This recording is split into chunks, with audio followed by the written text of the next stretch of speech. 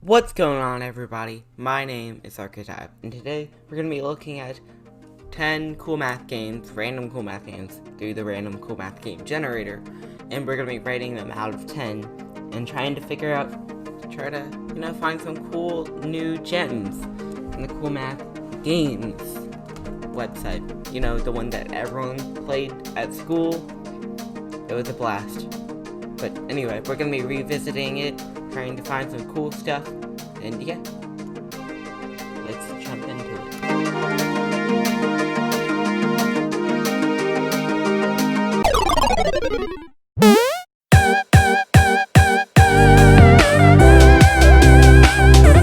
Shards is a simple game where you control this little brown thing, and you bounce balls and try to break glass, and you bounce the balls off of the brown kind of thing to keep it from going off the screen and ending the game.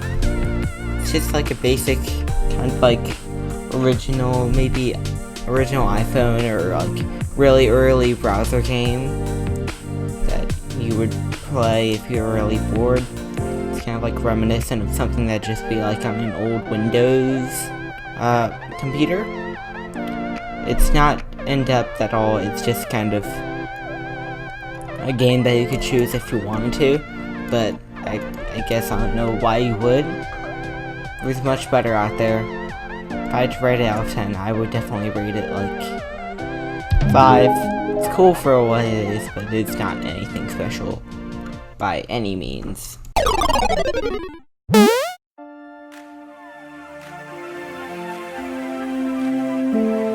Block the Pig is a classic web browser strategy game where you place blocks to try to trap a pig and keep it from, going out offside the grid. And every round gets harder and you keep on going until you lose. And if you lose, then you have to start from the beginning. It's very fun and very addicting.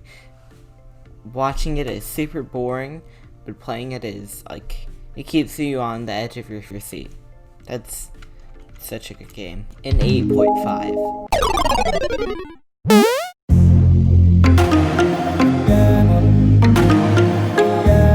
Olympic Jump is an endless runner type game where it's not actually endless. It's just a regular level.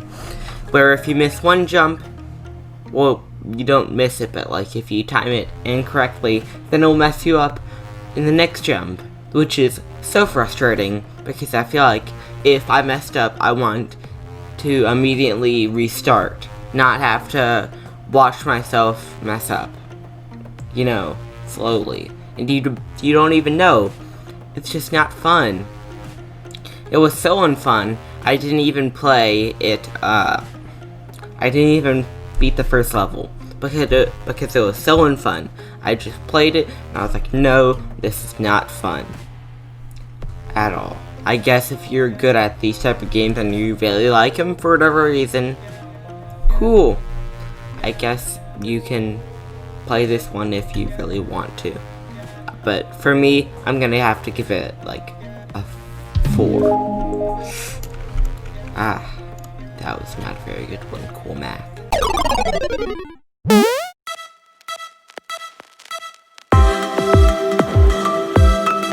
The Sun for the Vampire is a weird puzzle platformer type game where you are a vampire and you're in this castle and you're just finding keys and trying to find your way out. You can't jump. You just use keys, I think A and D, to move left and right, and you just kind of float and glide, and there's levers and stuff. It's okay, I guess. It's kind of hard-ish, not really at all.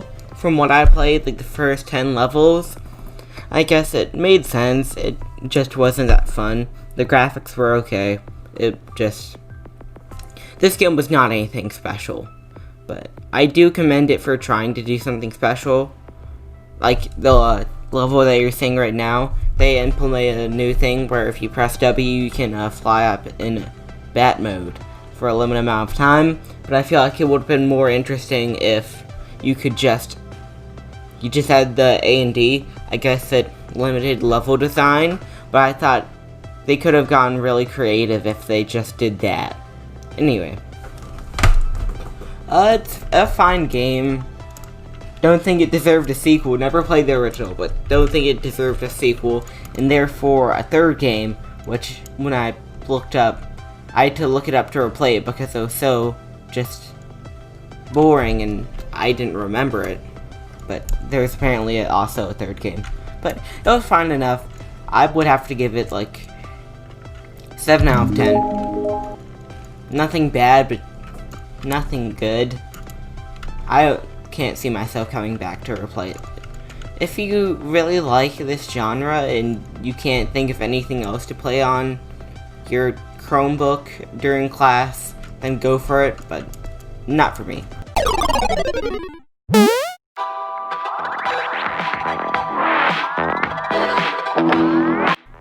Handlum is a game which is where you have like this ball and you click and hold and try to get it to the other side, to the blue thing, without making it fall on the ground or lose momentum.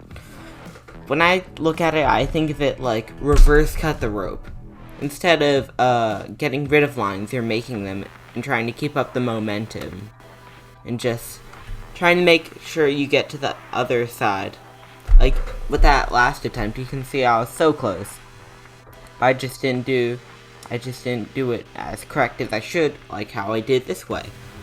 It is very addicting, and I could honestly see myself going back to this one. It has an interesting concept, which I feel like it's just so stereotypical, but I feel like it feels so new and feels so nice. It's just fun.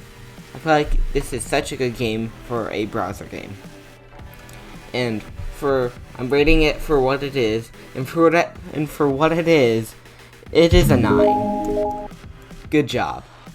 This is fun. This is fun. Alright. Next game.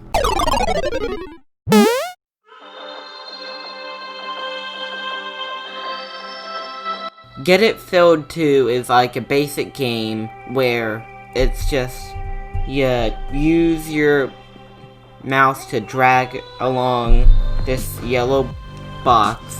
I don't know why I didn't think it was drag with the mouse at first, but I didn't. It's just a simple game with a simple idea that I feel like has been overdone. This reminds me of a game that I used to play on like my mom's original iPad called Flow. We had like the free version. So it was like that, except there were multiple lines, so at least then it was unique. This is not unique, nor is it extremely fun. It's just a boring puzzle game, well, basic puzzle game. Dude, I feel like this has been overdone. If you really like this type of game, then good for you, but I feel like there are way too many of these like type of wannabes out there. There's no unique spin on this one. It's just a basic game, and I'm gonna have to rate it for what it is. I mean, the idea is cool. It's been overused though, so I mean, I'm just gonna have to say maybe like a 5. It's not bad, but it definitely has been overdone. Next game.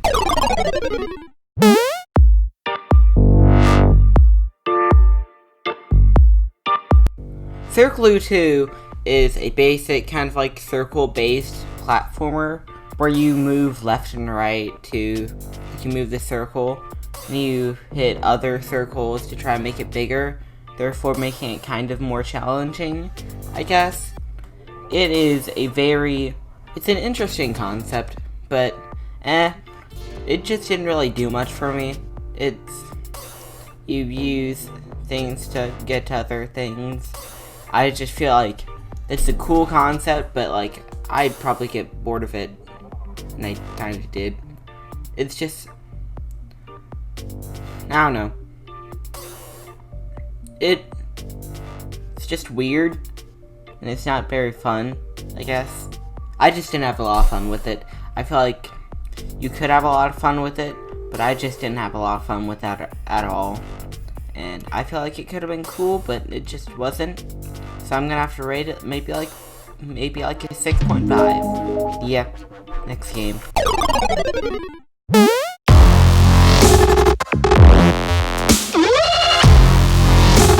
Freeze is a game where you are a wizard and you can slow down platforms by shooting them with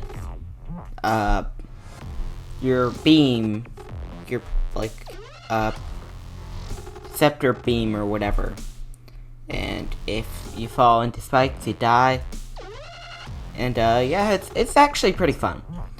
I think it's really good. I think this is like the best game so far.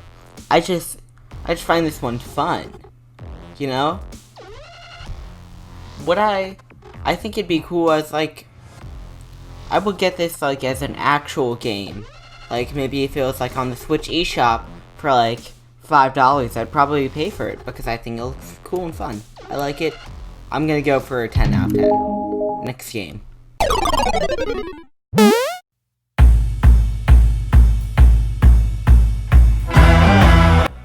Escape is a game where it's like a basic 2D puzzle platformer.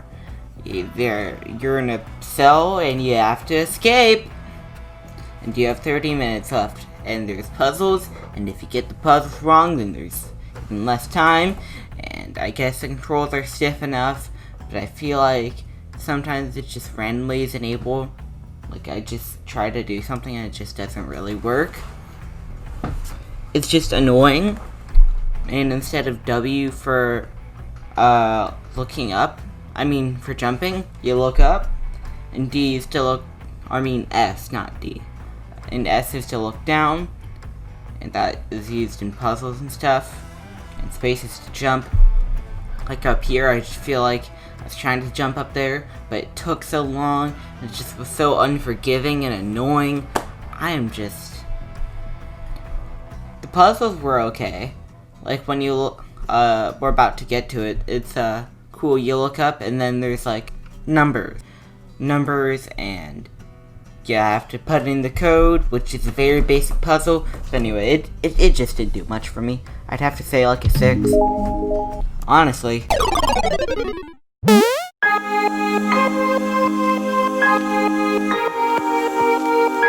Idle Dice is an idle game, as you might think, where you roll dice and you get money to buy more dice, and it's actually pretty cool.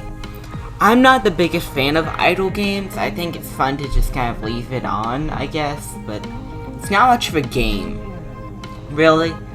It's just kind of it's an experience, like something that you'll leave on in the background, and after I'm done playing one of them, I just feel like I haven't really done anything. It's not very fulfilling, but I feel like for what it is, it's pretty cool. So you roll dice, and depending on the number, you could get a certain amount of currency, and you can get more dice by upgrading your dice, and then they'll probably have a higher likelihood of having better rolls. It's actually pretty cool. I played it for a bit. I'm pretty sure this is one of the more iconic games on this video, but anyway, it's pretty fun. I enjoyed it. I'd say maybe like a 9.5 out of 10. I enjoyed it a good amount. So yeah. So that's the end of the video. If you did go on to enjoy it, please like, subscribe, and share the video with your friends. If you did like it and they used to play the games with you, like the CoolMath stuff, or if there is anything that caught your eye that you want to play, or that you used to play when you were a kid, leave a comment down below, and we can exchange stories of CoolMath Games, huh? Doesn't that sound like fun? Anyway, I'm gonna end off the video now. See ya.